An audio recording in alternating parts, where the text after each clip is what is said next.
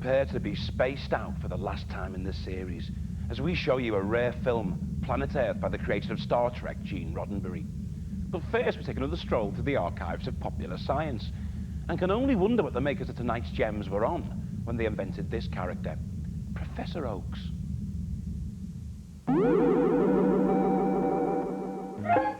Oh, for those vanished summer days when there was plenty of gasoline to take you to the seashore. But see how the great Professor Oakes' latest invention solves your vacation problems and makes the sun to shine anywhere, anytime. And he shows how you, too, can lay the ocean's sandy floor right at your own bare feet.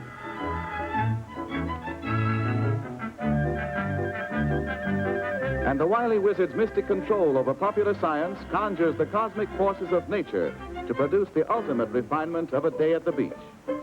After the sizzling hot dog is cooked, it is seasoned with mustard and salted with sand, without which no picnic sandwich is complete.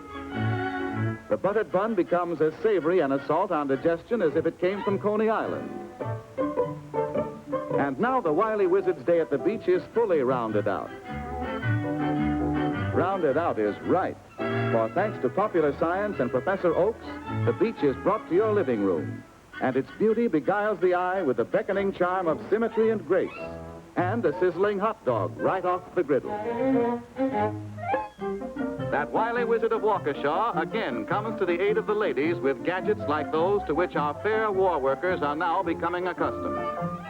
To make them feel at home once more in their own peacetime kitchens, he invokes the technology of an apple pie, getting peelings instead of steel shavings from his lathe. And ladies who yearn for rolling mills and shipyards, here's a nifty to roll pie crust as neatly as you used to roll a battleship's impervious armor.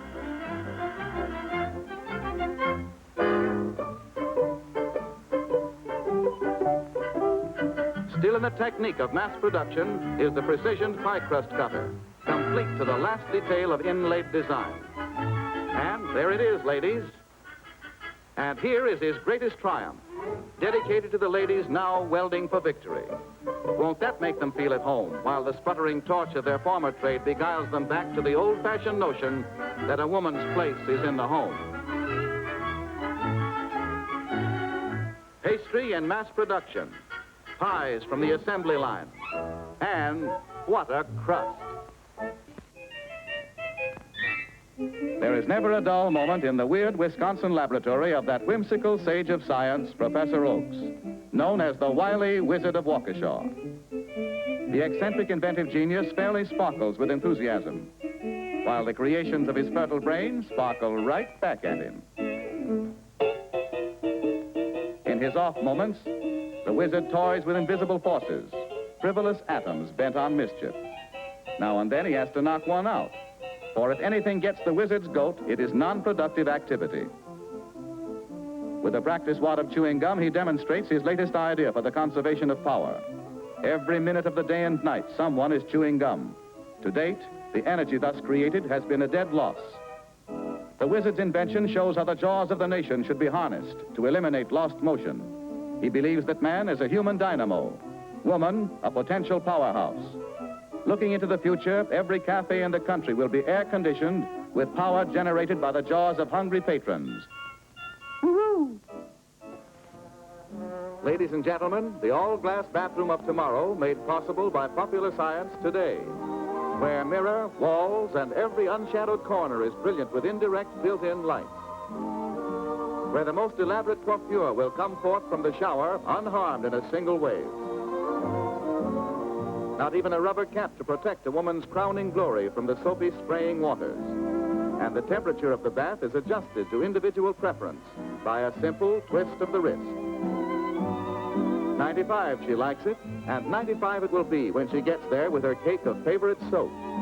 Elusive, slithering, skidding soap no longer. In captivity, it will yield its perfumed substance to the water itself. It'll be suds when you see it again, suds in a flow that may be as fine as fog. Shoulder-high vertical sprays surround this circular shower bath. As the soap valve is opened, a perfumed sudsy mist envelops her, a stimulating refreshener without endangering her coiffure. tiled floor is channeled to drain the bath quickly, safely, and thoroughly. The soapy flow is stopped, and clear water, always at 95 degrees, completes my lady's ablutions in the all-glass bathroom of tomorrow.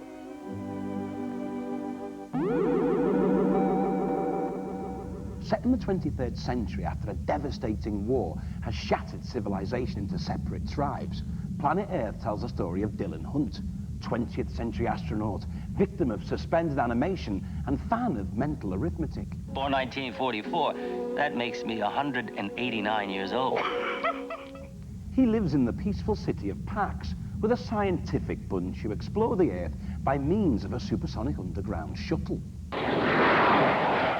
It is on one of these excursions that the leader of Pax is shot by the dreaded Kriegs. With no time to lose, Dylan Hunt sets off to find the only man who can save him, a man last seen in a strange land ruled by women called the Confederacy of Ruth. Women's lib gone mad.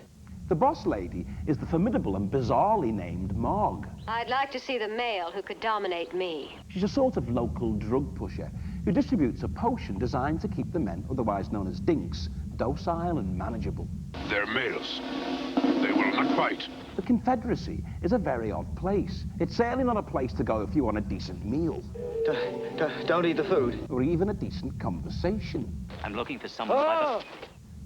And if you want to find your way around, be prepared for strong negotiations.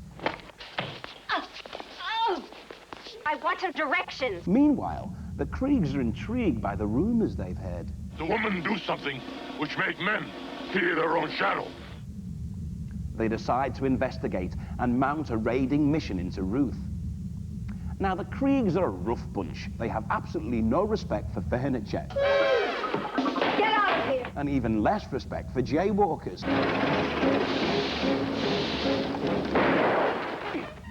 But having said that, their slapstick routines are second to none. Also, if you look closely at the Kriegs with their Klingon-type features, you can tell that this film is from the same stable as Star Trek. Log entry 324. Planet Earth was first broadcast in America on the ABC network in 1974, and was Gene Roddenberry's attempt to repeat the phenomenal success of Star Trek. It was designed as the feature-length first episode of a new series called Genesis 2, which was unfortunately never made.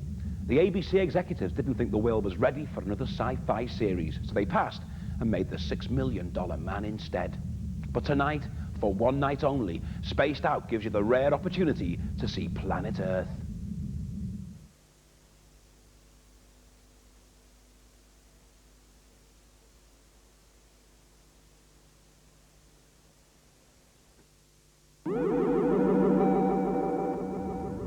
A million stories in the new world, and we'll never know them. Sadly, that was the last offering in our sci-fi bonanza, but who knows what the future has in store? All you can do is keep watching the skies and keep watching this space.